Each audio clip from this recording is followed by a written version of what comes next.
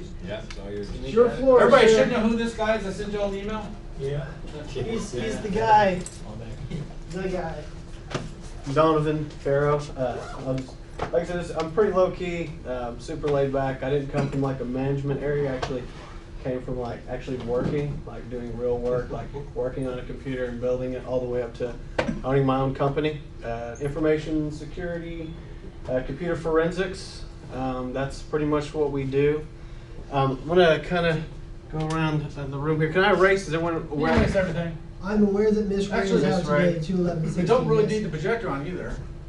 But I'm just gonna, I'm not gonna do any. You're not gonna do it kung down fu. this. No. That can be for later. If you guys have any questions, we can do some kung fu. All right. I'm ready for All right, I'm gonna write my name. That way you guys know who I am. Doesn't really matter, but there you go. That's me.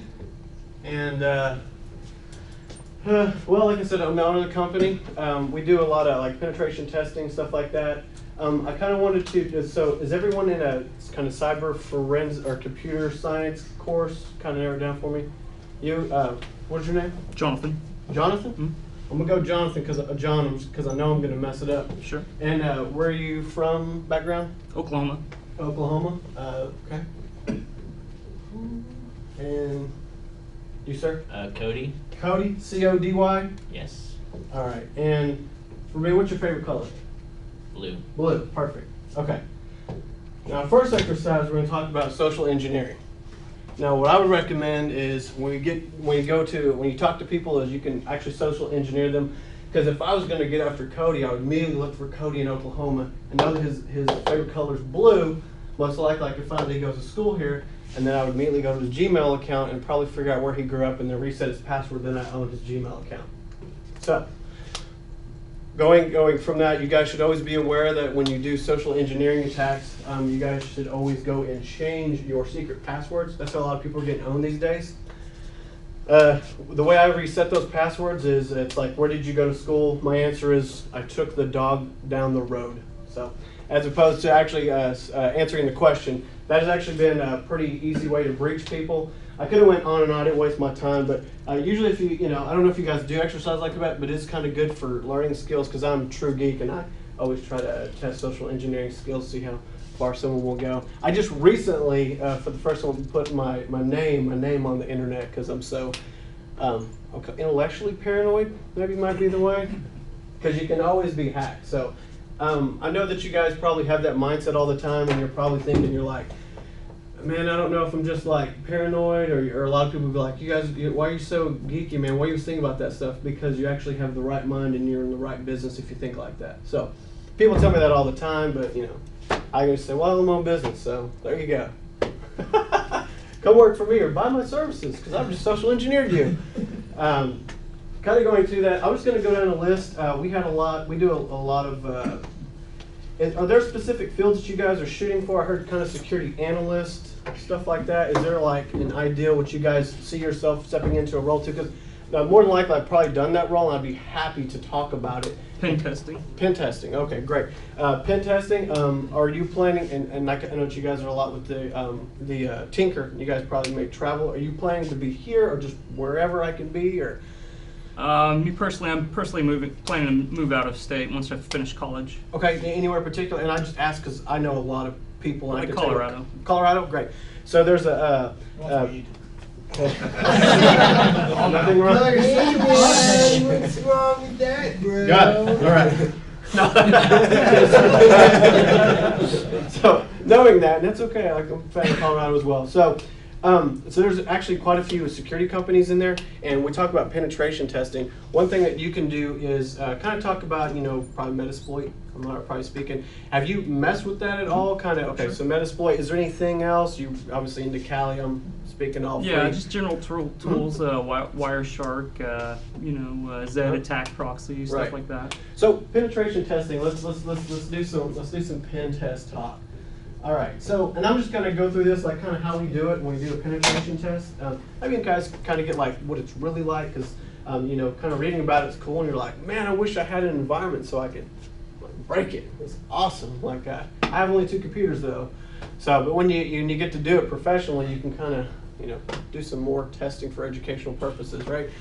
You need cyber Yeah, right. So kind of going into an engagement, there's two different pen tests, and this is my philosophy. You guys can say I'm wrong, and that's totally cool. Two different ways you talk about, well, you can say three. So when we talk about social engineering, that's one way to do penetration testing.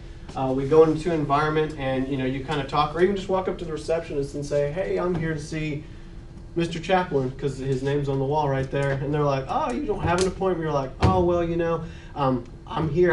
We were supposed to have an appointment right now. Anyway, 3 minutes later, you're going to meet Mr. Chaplin, who's probably the CEO of the company, and then you can be like, "Oh, I'm sorry, I must have got something wrong," or you can continue that talk. So that's one way you do that type of social engineering. See how far you can get. Also on the phone, greatest things if you can find. You can also walk in receptionist. Receptionist is a gold mine for me when we do this. So we go into a company and I'll wear whatever attire, whether it be a suit or whatever. Most likely, if you wear a tie, you're more likely to get in a little further. Because you match and you look, oh, it's a really big salary. You can fire people, right? So you walk into them and you're like, I'm sorry, I'm actually in town. I have trouble with I need a help desk number because I got to reset my password. And then they give you the help desk password. Well, now that you have the help desk password and you have Mr. Chaplin's name, you can probably figure out, you can go on the web and then figure out their domain, which is at acme.com. So what we've done there, just in that, literally we're talking 5 minutes here. We got the CEO's name. Okay, boom. All right, we got his username. How did we get his username? Because we went out to the internet and saw that you went to their website because it was at so-and-so.com, right? So like at abc.com. Okay, now just right there, you have already aggregated a ton of data. I know that I don't know if you guys can kind of wrap your head around that. Is we've identified someone we would love to own because we own all of it, right? Okay, we got his username because now it's probably going to be, let's see, Chaplin. Let's say his name is Billy Chaplin. So it's probably like B Chaplin. There's also free services online. We do it all the time for marketing and stuff that you can test people's email address, see if they're valid, see if they respond. Because most likely their web server's like, give me email, send me, oh, I love email. And they don't actually have it set up correctly, so you won't get a bounce back for invalid. So you validated his email address, so now you got his user ID. And then you can call him the help desk as Mr. Chaplin and get his password reset. You know why? Because this guy never, ever, ever resets his password. And you can guarantee the guy you're calling the phone is going to be very super in a hurry to reset that because he doesn't want to get fired. So that's one of the social engineering attacks we do in a penetration test. I actually wrote a blog. It was unintentional for the speaking here. I wrote a blog about I call it whaling. It's another term, I guess, it's just called whaling. So you guys heard of fishing, right? So we got the fish, and you're going to throw out the net, and you're going to hope someone bites so you can infect them and all that stuff. Well, a lot of the incidents we're seeing today is what I call whaling. So forget fishing, man. Let's get the whale, because you get one whale, man, it's just big money. We're talking, I guess the last one we worked was under $500,000, so $498,000. Why? Because this guy, or the CFO, his approval level is most likely under $500,000. And how did I get the CFO's name? Well, I went to LinkedIn. So now I got the CFO's name. So not only do I have the CEO's name, I have the CFO's name, and I know his name, so I got his user ID, and I have his email address. Okay, now that you have all that data, what would you do with it? Anybody have any ideas? I'm going to throw it out there. Drop a couple remote access tools. Got a couple rats, huh? Yep. Tell me about it. I'll expand. We'll make it work. We'll make it work. What do you mean? Do you drop it? What do you mean, like airplane it? Well, first I'd probably go in and gather information on the internal system. What servers are there? What computers are there? Where I'm at? Try to get oriented on what exactly my target is going to be. I mean, if I'm going after their data, I'd find their main SQL servers, look for network traffic. So I guess the rat would be just to guarantee my entrance in case they change that password. Very well said. So that's a very common way that people do hacking techniques. So what I'm talking about is we kind of take a step back, because you know what? I'm tired of running on my VMs. I'm tired of running my old backtrack because I got Kali now, and I'm just tired of running it. So what we've done here, so this is pure ownage right here. You talk about data ownage. What do hackers want? Does anyone know?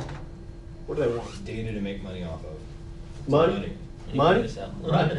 They want money. I tell people this all the time. Their minds are pretty well blown. They're like, yeah, but they hack because they're mean, and they hack, and they put those devil pictures on my desktop. I've seen it with the skull and the bones. I've seen it. That's what hackers do. And they wear their ski mask while they're And, doing yes, it. absolutely. And they take pictures of themselves, and it's, this, the bones. And that's what they do. And that's pretty funny. I do all the time. But what they do it to make money, like everyone else. You guys are here. We're trying to make some money. Right? So what's the easiest way? Because this is the traditional way, and they're looking for that. And if they're not, they're probably hopefully trying to get a client that way. Because they're probably not even know what a rat is. So well played. So now that we know this guy. We know this guy. We got their username. We got their domain. We have their email address. So what we would do in whaling, so you could do it two ways. We'll do two different techniques. I'm going to spoof an email. You guys probably know what that is. Not a big deal, not super technical these days. There's some free, I'm sure there's an app that does it. So you can spoof an email, and I can be whoever. I can be CEO, and I'm going to send an email and say, hey, CFO, hey man, I need that transfer, dude. We got this vendor is waiting on us. We got to get this sent ASAP. I'm giving you an example because I saw this like 11 times last year. Okay. I need this. I need this written for $490,000 ASAP. Hurry up. We gotta go, right? If you had your environment set up correctly, which when you guys actually get out there, you'll be pretty shocked on how no one really cares about security. You'll be like, oh man, you're a gigantic company. You're a multi-billion-dollar company. You guys must have it all in lockdown. No, not even close. Not even close. It's embarrassing. Like, I've been in a couple places and I'm just like, where's the guy that does the security? And he's like, hey man, I do VM and I'm the security guy. I'm like, well, that's cool. So you do security for VM? He's like, well, I do both. Let me tell you about it. He's like, we have a firewall. I was like, that's awesome. What else? He's like, yeah, we see bad. I'm like, block that IP address. And the evil goes away. I have exercised. They have exercised the demon, and that is the greatest thing because, as you guys know, kind of digressing here, but for a firewall, that's great. You're just shutting a door to a building that has 5 million doors, right? So just just go in the other door. Well, they shut that door. Just go in the other one. And what they're trying is, it cracks me up because they're actually trying to win a war against robots. It's not even someone's like, oh man, oh man, he blocked that one. He just has a robot just like knocking on all the doors and just jiggling the handle, see which one, and he just walks in. You may have blocked it, but you actually didn't stop him. So going back here to my example this is all from just social engineering, right? We haven't used any technology. I sent an email that you guys can download. You can type in how to spoof an email. There's a system. It's totally hilarious and works great. So now we're trying to have this guy, hurry, send this ASAP. We're sending a harassing email from the CEO. Hurry up and send it, or there's going to be, the threatening letter, right? So this dude, go ahead and cuts the check, and now that money's gone. Because the wire transfer is gone. Because when you do a wire transfer, that money is gone. Bye-bye. It's all gone. And this guy is just hyperventilating because every time I've been in this guy right here, and it's not always the CFO, it could be any type of C-level. When I say C-level, that's the CISO, the chief operating something, right? Chief executive something. And this goes on all the time. And you guys will never hear about these in the news. Why? Because it's embarrassing. It'll never be reported because it's embarrassing. And this guy is an important position, and if investors find out that this guy just gave a hacker, right? We're talking about public prescribed a hacker $490,000, he's going to get fired. There's going to be repercussions. People are going to start selling stock. Everyone's going to start freaking out, right? So on my side, the best part is when we get involved in this, and I'm taking a step talking about the private sector, is we get a ton of this work. Because if you work for the government does their job, but literally come in and kick in all the doors and take everyone's computers. And they have to disclose it. They have to tell the public about it, right? Because they're using public assets, public money in order to resolve an issue. And obviously if they win, they're like, hey, we got the money back. Sometimes they do, sometimes they don't, right? So that's why it's kind of good. That was kind of a point. If you guys would go government or private, there's good and bad in both. So let's take it a step further. Let's say that these guys, man, this security admin has this really cool email blocker, because he's like, oh, that's a fake email, because he just put a little program in here and the lights are all flickering and it's working, right? He's like, see that? That thing blocks bad emails. Okay, well that's cool. What if I send an email to this guy, to see Mr. CFO, but I just made it. I made a fake email, like in a PDF document. I literally typed it out, all the content, and then I sent it. Well, they probably wouldn't catch it because it's not coming back. What we've seen multiple times is these emails they see, these threads, are pictures that they look like emails, but they're a picture. And it even has like replies, them replying back to who they're supposed to pay, like, hey, where's my invoice? And they're like, hey, I'm gonna get on it. Let me talk to my boss. They're like, well, hurry up and give me the money. And then they forward that to who's paying the bill. Said, see, I've already talked to him. There's the invoice. And then the money's gone. And we're talking about a technology that's like nothing. You can do that with your phone. You can do it with your phone. I mean, that's super popular. That's why I talk about that's whaling. That's not catching the small fish. That's catching a big fish and then knowing their approval rates, right? So if you just do a little Google Kung Fu, you can recognize commonly, not always, what a financial approval level is for each branch of a business, commonly. And that is that's how you would actually do a social engineering. So that's that part. You guys like that? Am I kind of working this good? You guys like that? Yes, sir. Very good. Okay. Just trying to teach you kind of what we experience and kind of what we've been exposed to and kind of how we attack it. And I guess as an examiner, I mean, yeah, man, you got owned. Yep, fake email. Spend money on security. Yeah. I know that you guys like make nuts and bolts, but guess what? The Chinese would love to have your nuts and bolts blueprint. Put you out of business. Yes, sir. So what normally catches you up when you're sending emails like that? Like, is it like, do you have to be really careful, like writing style, like finding examples of the CFO or the CEO's way of speaking or writing, and then, or like when you send an urgent email like that to them, just go, oh, it must be them. So Like how going back to that, here's how once you guys get involved in this, and this is one of those things is you wouldn't know unless you knew. When you send an email to any C-level person ever, they reply with, yeah, that's fine. Let's have a meeting. Okay, let's proceed. Get that approved. They're like very little. And that almost steps into why do they do that? Because every email that they send, they have been literally warned, don't send anything in an email that would embarrass us. Dummy. Case in point, Sony, right? All right, you guys seen all that stuff that came out? I don't know if that was taken out of context or not, but it was really embarrassing. Actually, and them calling Angelina Jolie a bitch. Sorry, I don't want to say it, but yeah, that was in an email, right? So I'll see they reply very little, right? That's how they respond. And here's the best part is, say that I was able to get Mr. CEO to respond. I don't need his signature at all. I can send an email to, let's say, for example, we'll do Oklahoma, and I'll scare Oklahoma lease energy companies. I would say, hey, lease company person, I think that you purchased my land, something, blah, don't care, just give me your sig, right? And they reply like, you don't know what you're talking about. We don't have any records of you. And I'm like, thank you for your signature. I'm going to take that now and rebuild it with this guy's name. It's that easy, right? And what we have done there is literally done nothing but use like Outlook or Gmail. Like I said, I always think that people get really hardcore down and probably get so sophisticated that these attacks are super awesome and easy and quick money. Why? Because people are always in a hurry. These guys have no time to breathe. They're always in a hurry. They have no time. All they have time is respond. Yes, hurry, go. We're trying to cut this deal. And they don't think about it. And guess who's not going to train for fishing? That guy. Guess who doesn't really care about that? They do, but they don't, right? They get to make the rules for everyone else, right? Because they're in charge. So they don't ever look at that and go like, well, that doesn't look right, or that looks weird. They're just like, oh, it's from their email address, and they just go with it, like 99% of the time. I'll give you another example. Yeah, well, I mean, so you're in a hurry. Well, I'll give you guys an example, right?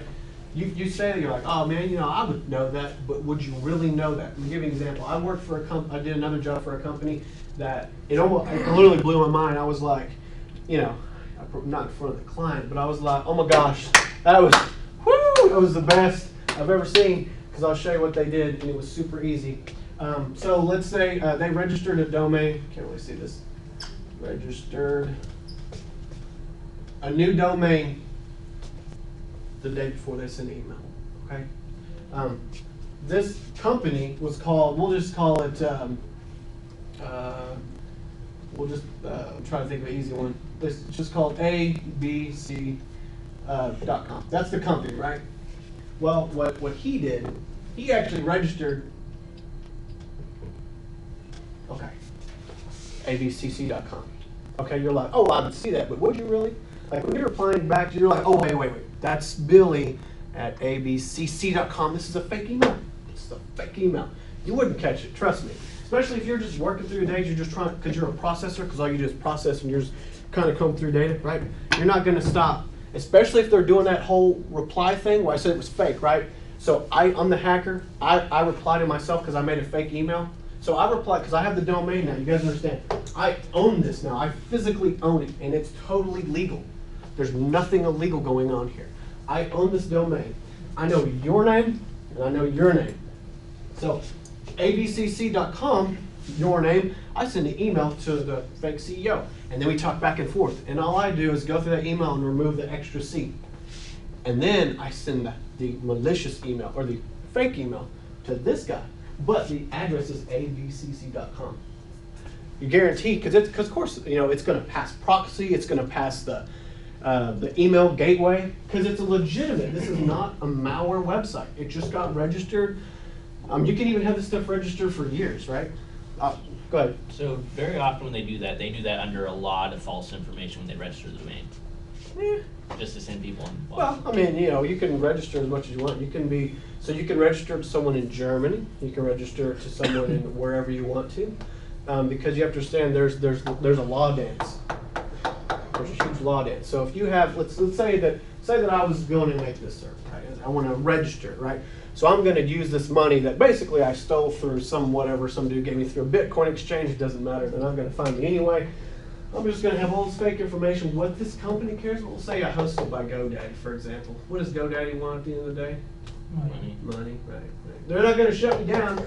You guys have put on a website, and it's like, hey, you really need to put your contact information. You know, ICANN's coming for you.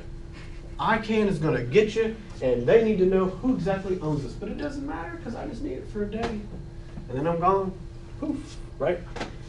That's how that works, right? So, yes, but you just make stuff up. Whatever. You know, put it as, I don't know, have it assigned to this guy. It doesn't matter, right? You got his name. So kind of adding to that, and this is how people get on, right? So they say, please make this wire transfer. And they didn't see that. And honestly, in the investigation, you know, I didn't even see it at first glance. Because I hadn't seen it, right? So this is about a little over a year ago. But it was pretty awesome.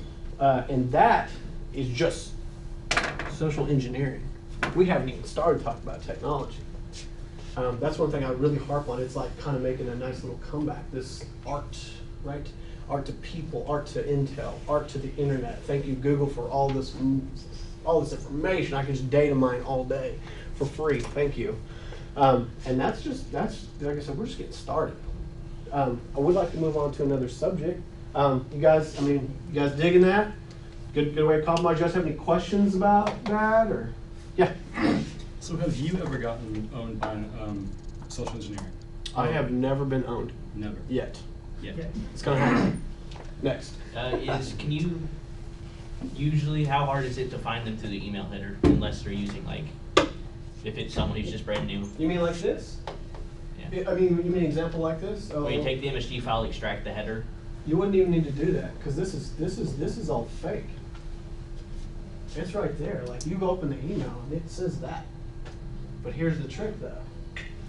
If your Outlook recognizes someone's name, I'm going to throw a reference here and age date myself, but we'll just say that you get an email from Billy Corgan every day.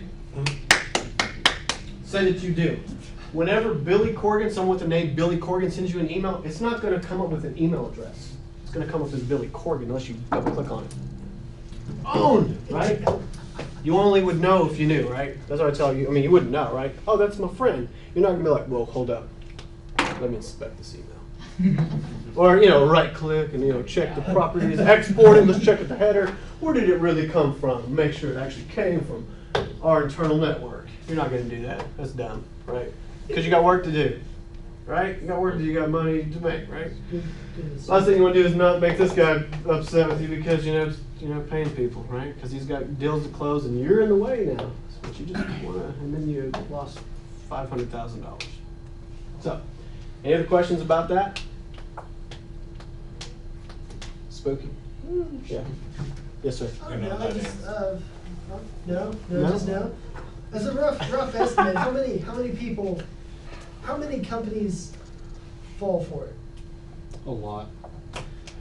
I mean, I'm So, not looking for an example. no, you're it's fine. just Okay, like- I'm not going to give you any names. I'm pretty outspoken about this stuff. People should know about it.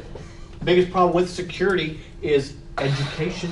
The reason why America, Oklahoma, Texas, with all the other states that work in Kansas, should be exploding in security jobs is because they don't know and they haven't been owned yet, or they don't know they've been owned. So to answer your question, is probably 8 out of 10 people. You're less likely these days to actually own someone who is not in a C-level category. Like if you have like a manager, like a regional manager, or someone who does sales, or just a regular accountant, they're less likely to fall for it these days because they're going through the training. Just because they've been trained, or because they're just more likely to see it, I guess. Both. Oh, okay. Because you gotta understand, if you have someone who's literally counting like financial stuff all day, right? Right. They're probably going to be a little more tedious about their job and to make sure that they correlate who exactly that request came from, right? Because it's kind of part of their job. Right. So yeah, you're less likely. So that's why I laugh at phishing campaigns. I'm like, phishing campaigns, man, that's old, right? I mean, you still got your cryptos, which is it's just kind of hilarious. We can talk about that too. But that's all for social engineering. And like I said, from these right here, we could just tear this up just from the color and from where you're from. And I say where you're from. You guys tell me your town. You're from wherever city. That's great. So I'm gonna immediately go to Google and say, what is this city's mascot? Oh God, that's great. So now I got that. So I'm gonna go to your Gmail and probably figure out what it is, and then I have a secret question for me to reset. I'm gonna reset that password to an email address I just made like 3 minutes ago, and then I've got full control. And the best part is I'm not gonna tell you, right? I'm gonna let you reset, but I'm just gonna go ahead and download everything and then just let you have it back, and then hold on to that data for I don't know, whatever. You want to buy it or something. Donovan, Yes, sir. a real world example of that, I used to take care of a company called Dixie Air Title Service. She called me the other day. Someone registered the name Dixie Air, but instead of A-I-R-E, it was basically they reversed 2 of the letters in the name. Yeah. Registered the domain, was emailing all their clients, asking them to put escrow down for their aircraft transfer, and people were doing it. Yeah. She's like, what do I do? I'm like, call the OSBI, because they made a fake domain, just like that. So, and here, I'll give myself a pat on the back. Obviously, you're like, Donovan, you work in security, you know ownage, whatever. Obviously, it's like, our product blocks all new registered domains. No other product does that, by the way. Oh, what kind of Blocked all new registered domains. So when it comes in, it checks a register date. If it's registered within 20 days, you set it to a threshold up to 90. Oh, nice. It blocks it. The point is behind that is if it's a legitimate company and they're like, hey, guess what? You're going to have a help desk ticket, and then we're going to get a phone call like, hey, so-and-so is trying to blah, and then we'll go in and validate that. And that's our job. We step in as a security role and say, well, let's see, who is it? Who's doing business with them? Are you sure? Yeah. We potentially could have stopped and saved companies millions or hundreds of thousands of dollars. I don't go for millions, but definitely hundreds of thousands. Anyway, so knowing these techniques and knowing how people get on these days is obviously super helpful. Let's see here. So we could talk about, we talked about a little bit of penetration testing. I can go into, okay, we talked about one level. Well, how much time? I can talk about this stuff forever, y'all. Is there a break? No break? Yeah. No. Can you go over the tools you guys use? No. No. So the answer is really no. But so I can give you a grand scheme of what we use. So every tool that we have is an internal. Some of them are our techniques. Some of them, you have like, I'll give you the easy one, Rapid7. Yes, okay, so Rapid7 is actually, the base is Metasploit, right? But it's just a commercial thing. And the reason why we use that tool, for example, first of all, it's super expensive and that sucks. But what do C-level people want? They want reports. They want red, they want green, they want circles and pie charts. And, woo, you know, it makes them feel good, right? Because we get technical, we're like, no man, I want the logs. You give me the logs, I need to see, you know, where it's blocked and what's going on here, you know, where were you able to get in. And there's two reports. So we have the nice pretty with the circles and the red is bad, green is good, yellow, you know, could get breached, right? And then we have the technical report, which goes into detail of, because we do port scanning, and that would be the number two, kind of step into that. Number two penetration testing would be external. External would be anything internet facing. It could be in the DMZ. It could be any website that's registered to that company. Like, you know, because a lot of companies, you'd be surprised, they have like 10 different domains. I don't know why. Because it's like a company, maybe that combined with a company that thought they wanted to spin off another company, and they're all registered to them, and sometimes those are actually tied internal. So we would actually try and attack those companies. That would be what's the red team, which is not a read team. Thank you for that. Sure, I'm like, is he trying to say something there? Scripted, yeah. That was a typo on my part. That would be, you know, the red team. We'll talk about red team, blue team. We'll go to that. But yeah, so we would do the external scan. We also do some internal attacking techniques that we do that are not available. We also try to do some O-days. I went kind of nerd that you guys know O-day, a 0-day attack. 0-day attack is when you're in that little area, you kind of get some goodies from people because people, hey, it's free, you know, just try it. You know, obviously we vet it internally and we make sure it doesn't do any damage, but we get exposed to that too. And then I'll take a huge step over here and then talk about how we get that stuff. There's this thing called sock puppeting. You guys ever heard that one? Okay, sock puppeting is a term that is used when, so in order for you to actually be in the depths of the internet, you have to have accounts forever. I mean, like for 5 years, 10 years, right? Because you're not a part of this forum. You're not invited, first of all, because you're probably a Fed and we don't like you. So what's called sock puppeting, imagine it's kind of silly. You put a sock and be like, I'm a sock puppet, right? Because it's not really me, I'm talking to someone else. That's where the term comes from. So we go on these forums and that's where we get a lot of our intel. That's another thing that a lot of people forget about security is, yes, penetration testing. I know that you guys really want to do probably penetration testing because it's actually, you know, it's cool and sexy and you get to wear a black hat, you know, and you're all like a spy. Very true, and it is just like that, right? But there's also threat intelligence.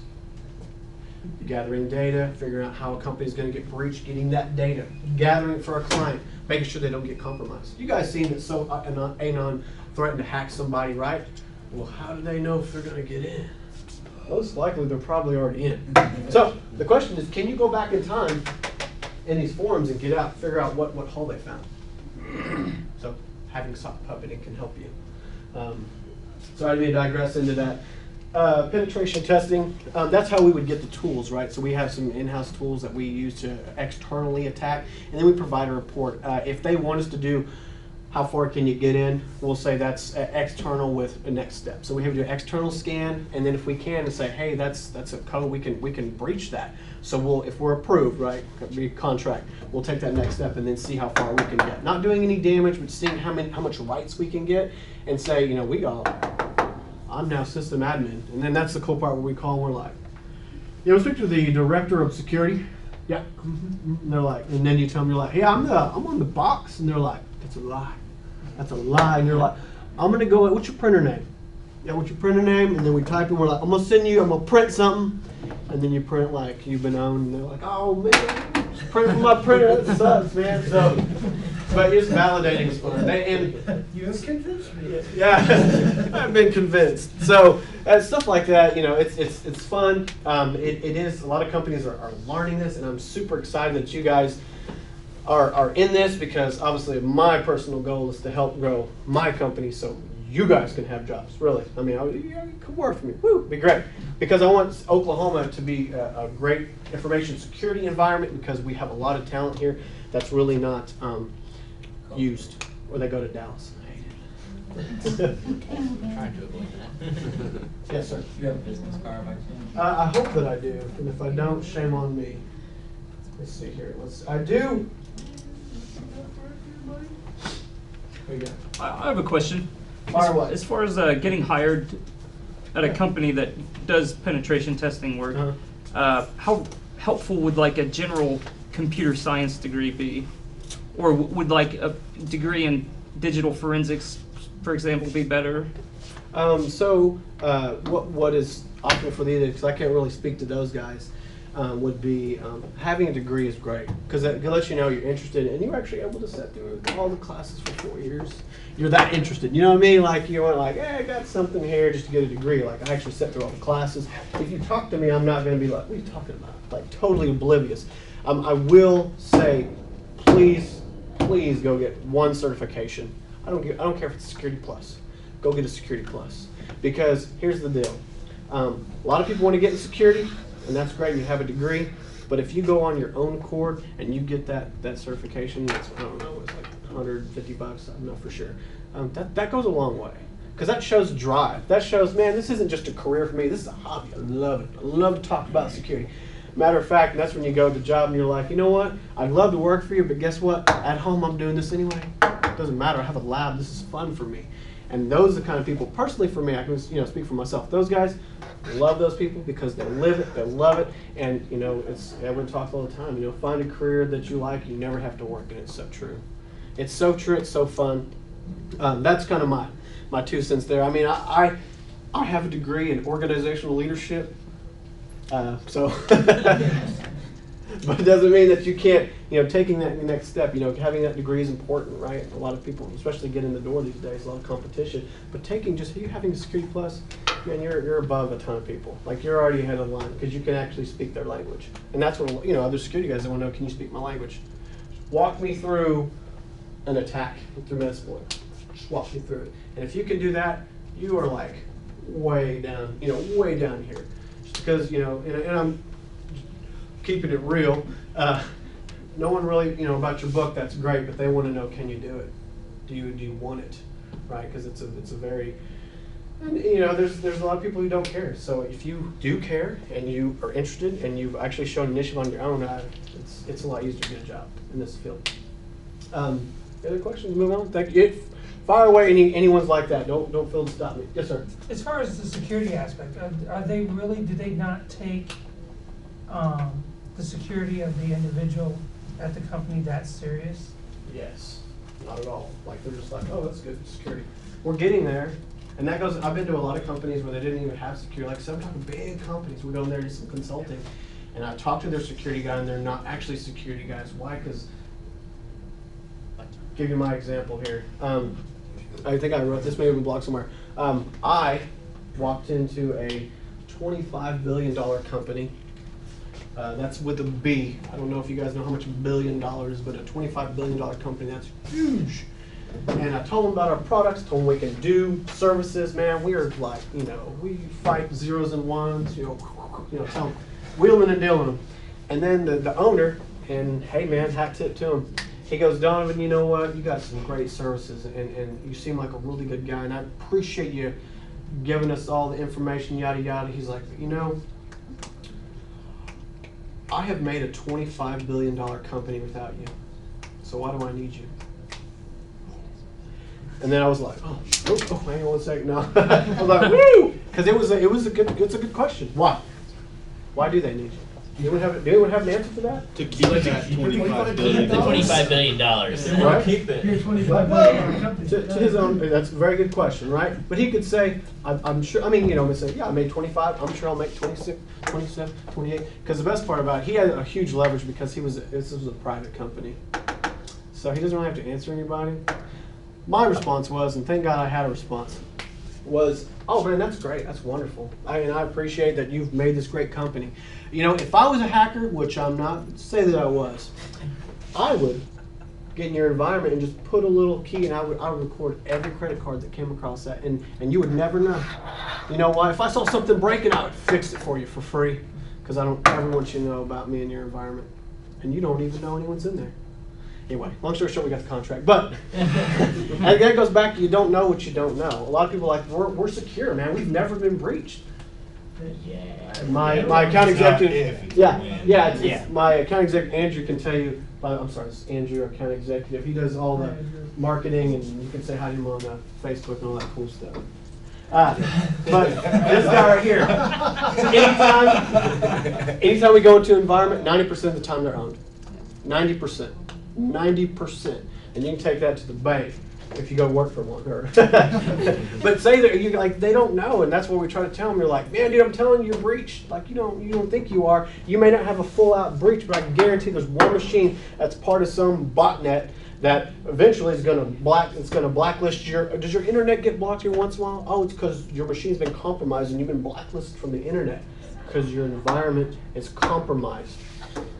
Which is, really good. So I'm trying to give you guys some good, encouraging information because you guys are definitely, I'm excited for you, and there's definitely some room for you guys to grow in this field. Yes, sir. 95% of all systems are going to. 90 companies that we do vulnerability testing for are compromised. So that being the case, can you walk through incident response or incident handling? Do you guys do that? That's a great question. I didn't bring this guy for real. Yes, yes. So kind of going into that was kind of my lead talking about that. Do we do incident response? Yes, I love it. I love incident response. I'm such a blue team guy. I will do my partial brag. I don't know if you guys know the Sean. Anybody know Sean? You know Sean? Yeah. Yes. Satterley. Anybody? Yes. I will. So that's my homeboy. We converse, but here's when I knew. I was like, yeah, man, I know what the hell's going on. I'm the only one that's ever caught Sean. So I don't know if you know Sean, but he'll tell you, like, yeah, Don was the only one that's ever caught me because I'm a true blue team guy. My background is true blue team, and that's incident response. That's forensics, right? Because that's kind of my security forensics background. It's all related, right? It all layers onto each other in some manner. That's my big win, besides other things, but I like to give Sean a hard time too. He was doing penetration testing, and I caught him. So anyway, blue team. So we talk blue team, we have an incident. I'll give you kind of the scenario, I'll give you guys a typical one, and you guys can kind of stop me and kind of point me in the right or wrong direction, don't care. We get a call saying, hey, emails are, hey, every machine has been compromised. Like we have these red skull and bones, and everyone, it's telling everyone that the machine's like going to start flying around and attacking people, right? Because those are the coolest ones ever. So how would we handle that, right? So obviously that would probably be an on-site deal. I always say we come in, we jump from a helicopter, we parachute in, right? Right, so we glide parachute in. And we come in, first thing, we always tell people all the time is, you guys are familiar with the onion, right? But I always say that in security, which a lot of people forget, obviously Lang, but let's talk from a blue team perspective. Let's talk blue team. Let's do the onion approach, and let's get this problem fixed. Because as an incident responder and as an IT person, your first job is to, holy crap, I need to run a scan on my machine immediately. Because I downloaded Malwarebytes and it's free, and whoo, caught that hijack, right? Whoo, now we got to do 50 copies, and we got to just spray them across the whole company because every machine's infected, and it's going to be a long night. A lot of burning the CDs, a lot of making the USB drives, right? Does that sound like a solution? I mean, right? Because, to fix it, well, yes, you can. But then you're going to call me back the next day and be like, man, we got infected again. And I'll be like, yes, you did. Because what you didn't do, you didn't figure out how it got in, right? I tell people all the time is our natural response is, even I say IT people, is to immediately go and clean and fix it, remediate. From a forensic side, and this is probably something I got from, is no. Preserve. Because if I can go in and get an infected machine, yes, I want to mitigate. Obviously, if it's shooting out to some, command and control, you have to weigh your risk. You have to weigh that, obviously. But if I can get one of those machines, I can do a memory capture. I capture that memory. I can break that down. I can figure out probably what IP it's calling to, what service it hijacked, if it did hijack a service. That's great. Now we're talking like a real remedy. And I can even take that and take the computer and do like a timeline analysis real quick and say, when did this file get on here? Because this service that's breached, I wonder if I can kind of draw that. I'll just do x.exe as an example, and how I would see that, right? I would see it as launching at 01.01.01, we'll say, right? So I know that that's bad, because what I also did, I also exported that from my memory, and I ran it and found out it's this Trojan. So we know it's a Trojan now. So we've already, from us preserving, we've got that memory, we have it forever now. We figured out this rogue service, we've exported it, we verified it with whatever we wanted to verify it with. Now we know exactly what we're dealing with, right? So now we're on this, so we're all on this side of the spectrum. Now we go back over here and fix it, right? This right here, we got to figure out, when did this happen? Like this started here. That's so weird. Like, what was going on at that time? Did you guys have any upgrades? What was pushed out? What kind of traffic was going on at that time? These are the questions you start asking. You basically, gather all this big information, and this is if you don't know, it obviously came from an email and everyone clicked on it, right? I'm talking something a little more sophisticated, right? The way it got in. And if you can do like a timeline, so we would take that machine and do a timeline and figure out, they went to, I don't know if you guys can see that, www.hack.info, because that's probably what it would be.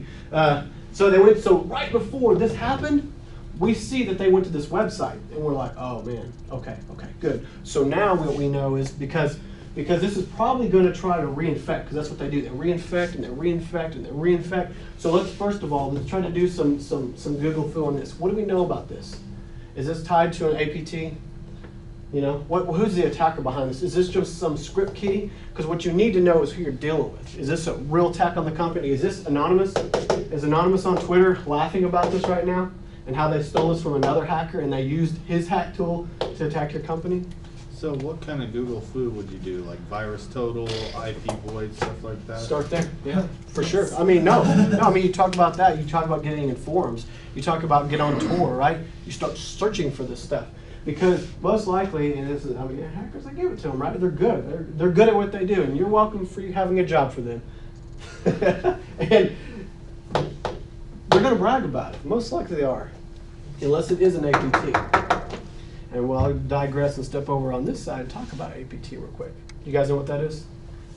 Advanced persistent threat. Bingo, bango. Does anyone know what that means? It sounds spooky. It's like ghosts and spirits. What? I'm scared right now. Yeah. Whew. Someone who lives and eats and craps to own you. Yeah. So here's the deal, man. You guys got to know, what did I say when I first got here? What do hackers want to do? Make money. Make money. Imagine if you were in Brazil, because it's legal to hack. It's free. You can do it. It's legal. Companies hack each other all the time. I don't know. Any other place in Eastern Europe, you can get away with it as well. Not going to be extradited. What if you went over there and you're like, you know what? I'm going to make a company, and I'm going to call it we own everyone in the world. That's my company, and I'm going to hire hackers. I'm going to hire them, and all that, because we have a day shift and we have a night shift, and we just have coders, and they just code all day. And what do? We sell this data. We sell these tools to governments, which they sure do. We sell these to other governments. We sell this to people who want to expose CEOs, bad businesses, stuff like that. The stuff exists. So going back to when you first get innovated, preserve, pause, preserve, because you're going to need to know, because they're going to be back. And if you don't know who's attacking you, then it doesn't even matter. You can just malware bytes all day, and you can just, like a lot of these IT guys, they make a ton of their business because they just let their users get reinfected, and reinfected, and reinfected, and reinfected, and they charge them hourly rate because they're just cleaning machines all day. Reimage, hourly rate, right?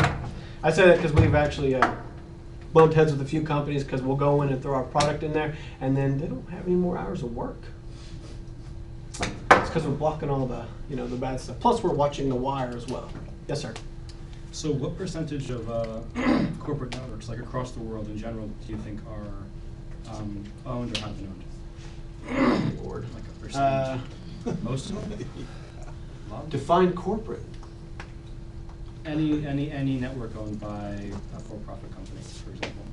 Man, I would say, and we'll say owned, meaning not like a full compromise, but and a machine that exfiltrated. We'll say even just someone's passwords. You could be like a CEO password, stuff like that, right? From what we've been engaged with, and this is just from my experience. I can't speak here because that reaches way too far for me to speak on. When we do a vulnerability assessment, we get to step our foot in the water into a company. It's been about 90%. Doesn't mean they do anything about it, but it's been about 90%. And what we do, we take the historical information and pull it in and start looking at it. Because it may not be going on at that time, right? Because the campaign is over, right? So we can still say, yeah, on this day, you have this botnet going on. And what's the purpose of this botnet? It's meant to actually steal banking information and where to bank. How cool is that? You know? And they're like, oh my God, like, yeah, it's specifically made for a bank. So we're in a bank. They're like, what happened? I'm like, I don't know. Logs are gone. You only kept them for 20 days for some reason, like a weirdo. Now you're owned, man. I don't tell you. I guess we just hang out and, you know, and that goes back to you don't know what you don't know. Yes, sir. Have you ever been, I guess, turned away from a company just because it would be, I guess, cheaper for them not to render your services despite the fact that they already been compromised?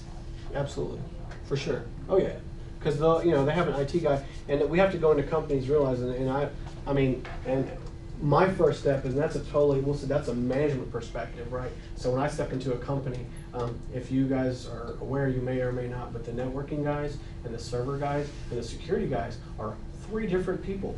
And they all hate each other. They probably don't want to see you either. Yeah, they don't want to see me. DBAs Yeah. are despised by everyone. The DBAs are always in the basement, right? You know? But they hate each other. So it's your role as an incident responder, as a security guy, to make sure that everyone feels involved, because all those parties that I said, they all have a role. They're like, listen, I'm not doing stupid security. That's your job, you know. You're like, no, wait, hold up, man. Your networking equipment has some great, I'd love to put a tap on the line. I'd love to get some network traffic. Or, hey, do you have some JFlow, some SFlow? That'd be great. I'd love to get that flow data, the net flow, because flow data, you can see, if there's a huge amount of response from one LAN to another, right? Huge. Not data, I'm not talking data. Don't think about data. Think about it upside down. Think about the requests, not the data transfer. Right? Because everyone's like, oh, well, is there data? Big data. Bandwidth. Because networks go, oh, bandwidth. Network guys are always upset. Always talking about bandwidth, right? Sessions. Flip it upside down. Think of it that way. Sessions. So when you have the sessions, you can think about how many sessions and why was this machine talking to this network environment, this share. What were you talking to? What were you touching? And you can go in those logs and see what rights were actually touching that. You can go in the logs of the server, ask the sysadmin for his help, get those logs, start verifying. Start making that timeline. This time, this guy was here. There was this specific time, a millisecond later, this file was accessed. Boom, boom. And then you go back, well, what was in this file? Oh my gosh, it was our competitive pricing. Very dangerous, right? So you can kind of get everyone involved, and you have to come at it from my perspective, as a friend. I'm there because what they don't want is, they get a little offended, and that's fine. I understand. I was on that side of the fence as well. Bring in a consultant, you're like, man, you guys hired me because I knew what I was doing. I'm like a senior, whatever, awesome engineer of everything. You guys hired me for that. I can do this, right? So we come in, and we come as a third party, which they won't do that is because the reason they do that is because my opinion, a third party opinion, an independent opinion, I don't care about anybody. I don't care about you. The best part about it, I can tell the CEO and be like, man, your email's so insecure, dude. You need to really catch up on that. Because if I don't, I'm doing an injustice, is what I'm doing. And I have gotten great response from that. Obviously, it's a gamble, but so far, they like it. Because I go in because you got to think, even, don't think from a security, think people. Because potentially I've worked a case where the networking person was, having relations with the server person. And those were the 2 people assigned to it, which is a really bad idea, and I didn't know that. So I step in and I try to help mitigate that. Because they may have interest with each other. And I don't mean I'm not giving you that. Shut up. I don't even like you. We broke up, Because that is true in companies. You have to understand that internal conflict, and that's why we come in as a third party and not care, because at the end of the day, I tell people, it's in the data and we get paid either way. Whether we find it or not, whether the evil's there, whether you're guilty, whether you're not guilty, we get paid. So I'm just giving you what the data told me. I don't care. And a lot of people, that sounds pretty harsh, but that's the reality, because that's the reality I live in. I'm very on off, right? Computer. It either is or it is not. And but it seems to work out pretty well. So we talk about blue team. Let's see here. I talked about how we would do an incident. Talk about, so what else would we do? Incident response, talk about pen testing. You're going to talk about maybe some forensics? Yep. Just some forensics? Okay. Forensics. So forensics, we've obviously done a ton of those cases. That's where the company kind of started, and then I started doing incident response and security kind of at the same time. I worked a ton of cases against the government, with the government. The best part about that is I always go back, it's all kind of the same science. People don't really realize it's about timeline, right? You know, let's say that someone came in and someone stole some data, right? Let's say that they were, you know, we think, you know, the proprietary data, we think that someone's stealing it. And my approach is how we would figure that out. I don't know, man. That we think they stole like 3 months ago. We just heard from somebody who had lunch with somebody who was on a phone call who overheard, and you're like, man, I don't know. Think about it in the same science as a blue team effort, right? This is how I was able to easily just really start killing blue team. I like red team, but that's my passion there. Go back in timeline. Let's get this person's machine. Let's do data recovery. So we do some data carve, right? See what files they were accessing, so we can recover everything they've deleted. It's in unallocated, which is the deleted portion of the hard drive, right? We don't use spinny drives. Some people do. Don't use this circle spinny drive. We take that, and then what you can correlate that is one of the coolest things that we've worked with is link files. So you guys know link files and recent. So you guys know those cool files, and you're like, man, you open up Word, you're like, what was I working on last week? And you open up Word and you're like, file, and you're like, ah, that file, got it. So you click on it and it opens, right? Well, let's say that they stole that document. I'm still going to be able to find a record of when that link file was created. That's the best part. That file's been stolen a long time ago. It doesn't even exist on the machine. Matter of fact, they actually did a cut. They didn't even copy it. They cut it and moved it, right? So that literally takes it off that machine if it hasn't been deleted before. Moves it in that live state. We can go back and say, oh, it existed. Here's the link file. Here's where it was. It's not there anymore. So we can take that and then correlate, you know, what they were doing around that time. Were they trying to, you know, use the cloud? Because that's like the coolest way to apparently compromise data these days. Like, we get a lot of companies, Dropbox every time. That's immediately where I go. They're like, we think they've been stealing data. I'm like, you guys authorize Dropbox? They're like, nope. I'm like, okay. It's immediately where I go. I'm like, probably Dropbox. The bad thing about it, and I'll give you the suck part, is traffic's encrypted. So you don't know what they took. You can guess, right? So how we guess, you would go back to your timeline. You could say, oh, well, you installed Dropbox here. Then you access these files. I don't know what you did with them, but you surely accessed them. Either one, you could say you're never supposed to be in that directory ever. So then we can start doing litigation against that person for stealing data, right? Or the second would be, yeah, they're supposed to be in there, but what we'll see is when someone does a move, there's an event. Like say that you moved a folder that had a whole bunch of folders in it.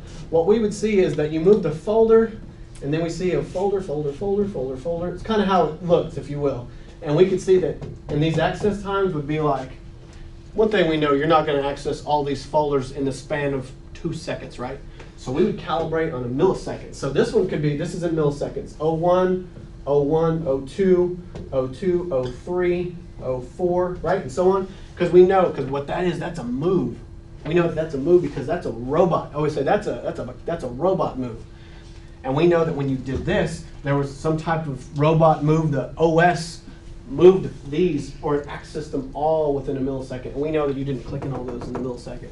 And that's how we, I got him right there. So that's how we find a lot of those. Another forensics, cell phones, man, we can, it's terrifying. We do anything, cell phones, recover, whatever, bits of the internet, you know.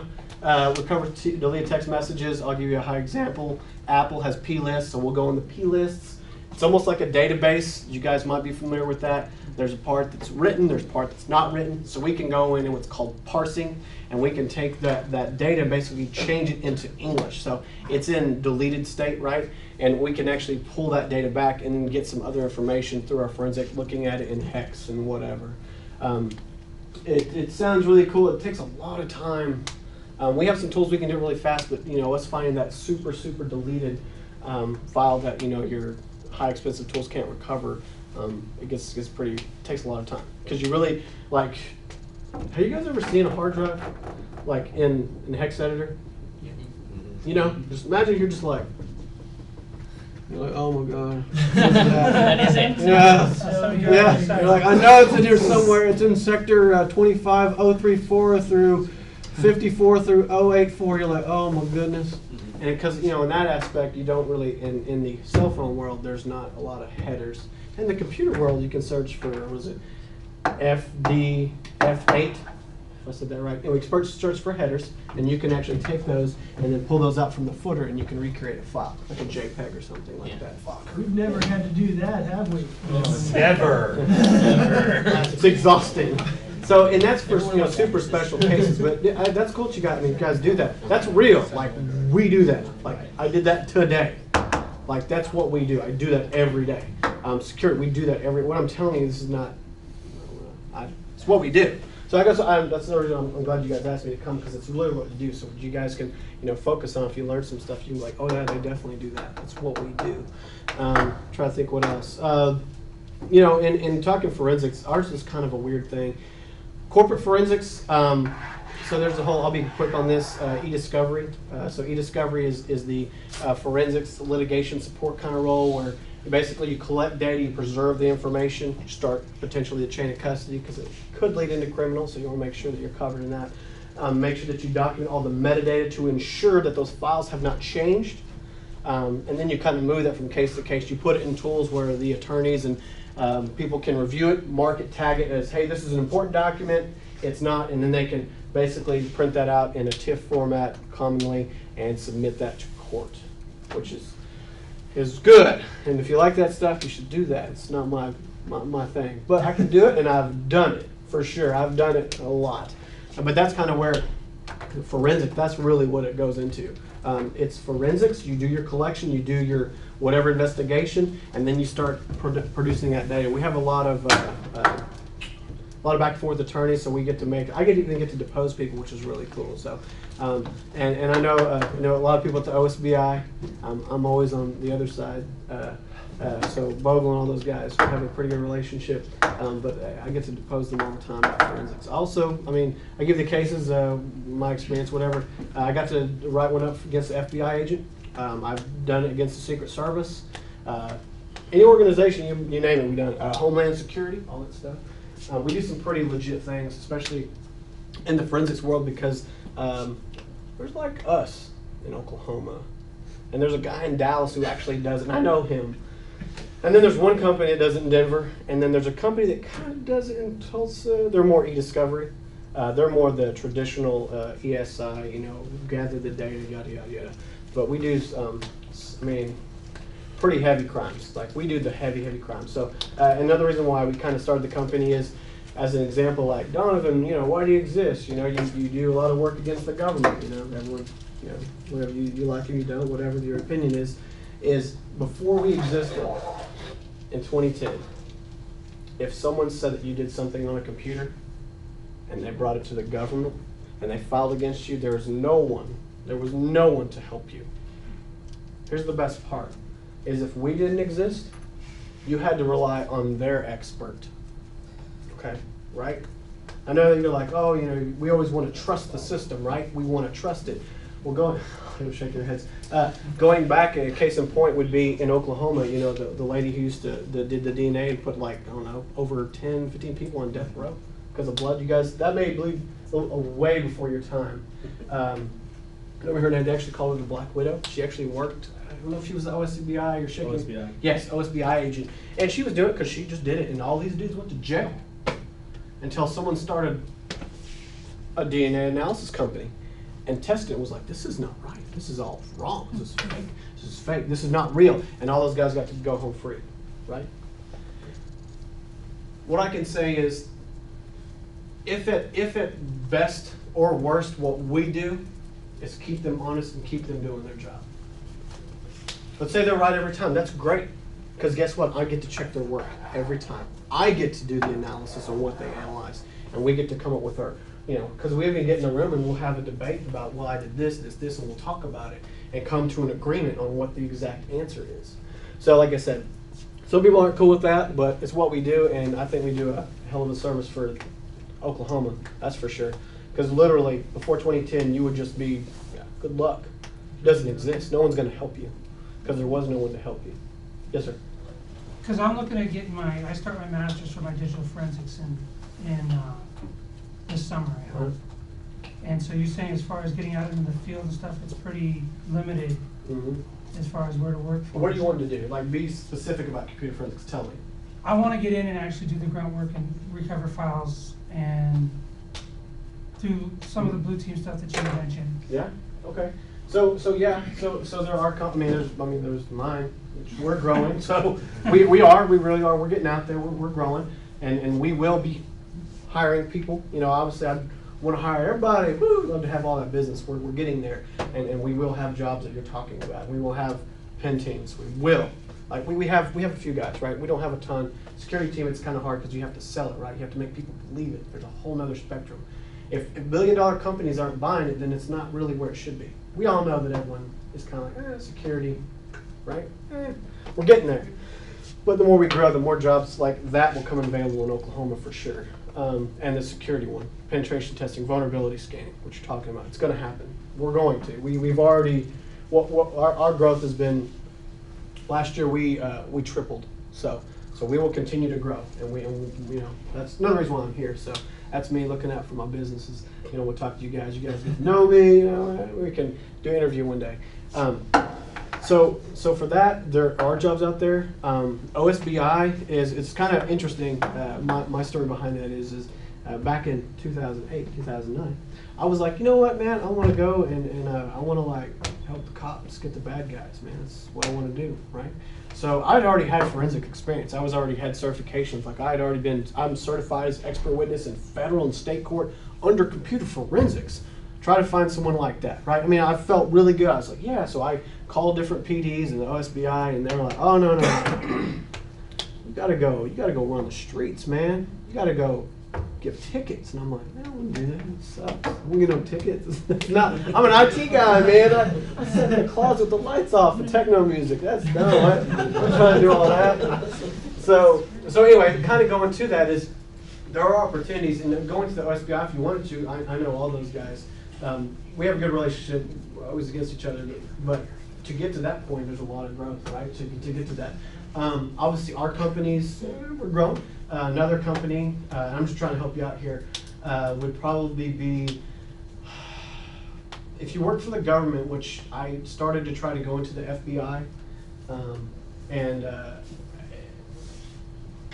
good organization, but you make a certain pay, and you make that pay flat, and they can send you, you'll make the same money in Oklahoma as you would in Washington, D.C., which that sucks, right? Because, you know, 50 here and 50 there is your poverty level in D.C. And that's just how they do it, right? So, and this was back when I applied. I don't know if it's any different now, but that's why I didn't go for that. So, but so there are some opportunity, and there will be. Also, there's a lot of companies, which I've kind of helped spin up a few companies in Oklahoma specifically, and one in Kansas we're working on, to have a computer forensics, which basically you preserve all the data, because if there is litigation, which there's always litigation, you need to go in and preserve those computers, do forensic imaging of those devices, make sure your chain of custody is in order, and then when they have discovery requests, I mean, opposing side says, hey, we need all email addresses, phone numbers, blah, you know, that's your job to go in there and fire up that image and then export that stuff in a forensic sound manner,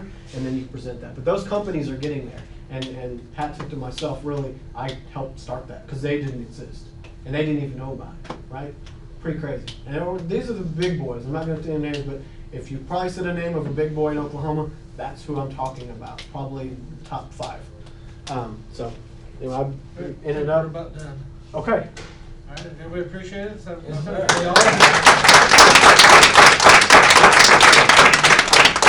Thank you very much for coming. Yeah. Roy, can you save that? Put it in my chair downstairs. Still have access to it. Did you put digital? One and two. Mentioned this when you're gonna have fun with John Ripper.